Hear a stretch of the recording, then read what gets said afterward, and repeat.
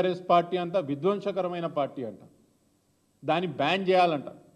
లగచర్ల జరిగిన ఇన్సిడెంట్లో కొడంగల్లో బండి సంజయ్ గారు నిర్ధారించేసారు, ఆయనే జడ్జి అయిపోయారు.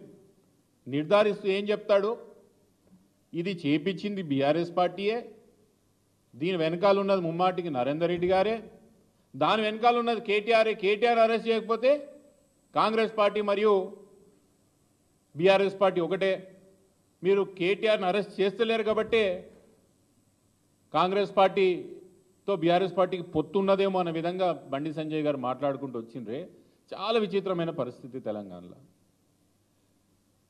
ఒక వ్యక్తిని అరెస్ట్ చేయడం ఒక గవర్నమెంట్ పాలసీగా మారిందంటే తెలంగాణ రాష్ట్రంలో ముఖ్యంగా ఇరు పార్టీకి సంబంధించిన నాయకులు ఉన్నారు. దాంట్లో బీజేపీకి సంబంధించిన కేంద్ర సహాయ మంత్రి బండి సంజయ్ గారు కేటీఆర్ని అరెస్ట్ చేయమనడం, ముఖ్యమంత్రి గారు ప్రతి 2-3 రోజులకు ఒకసారి కేటీఆర్ అరెస్ట్ ఎలా చేద్దాం ఎట్లా చేద్దామని ఆలోచన చేయడం, రాష్ట్రంలో ఉన్న పెద్ద నాయకులు కేంద్ర మంత్రి ఒక ముఖ్యమంత్రి ఇద్దరు కూడా రాష్ట్రానికి ఎట్లా మంచి చేయాలన్న ఆలోచన పక్కన పెట్టి కేటీఆర్ని ఎట్లా అరెస్ట్ చేయాలా అని పెట్టుకున్నారంటే ఎంత నాన్ సీరియస్గా వీళ్ళు వాళ్ళ బాధ్యతలు నిర్వహిస్తున్నారనే విషయం తెలంగాణ రాష్ట్ర ప్రజలు అర్థం చేసుకోవాలా.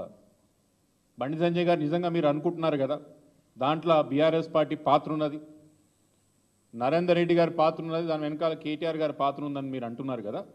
మీరు భారతదేశ హోంశాఖ సహాయ మంత్రి, మీరు సిబిఐ నుంచి ఎంక్వైరీ చేయిస్తామని రాష్ట్ర ప్రభుత్వాన్ని కోరండి. సిబిఐ ఎంక్వైరీ వేసి లగచర్ల వెనకాల అసలు ఏమి జరిగింది, ఎవరు హస్తం ఉన్నది, ఎవరి కోసం భూములు వాళ్ళు అక్వైర్ చేస్తా అంటున్నారు, ఇవన్నీ కూడా నిగ్గు తేల్చండి అంట. నేను సిబిఐ ఎంక్వైరీ వేయించండి, వేయించి అసలు లగచర్ల ఇన్సిడెంట్ వెనకాల ఎవరు ఉన్నారు, ఎవరు హస్తం ఉన్నది, ఇదన్నీ కూడా తేల్చే ఒక ప్రయత్నం చేయండి.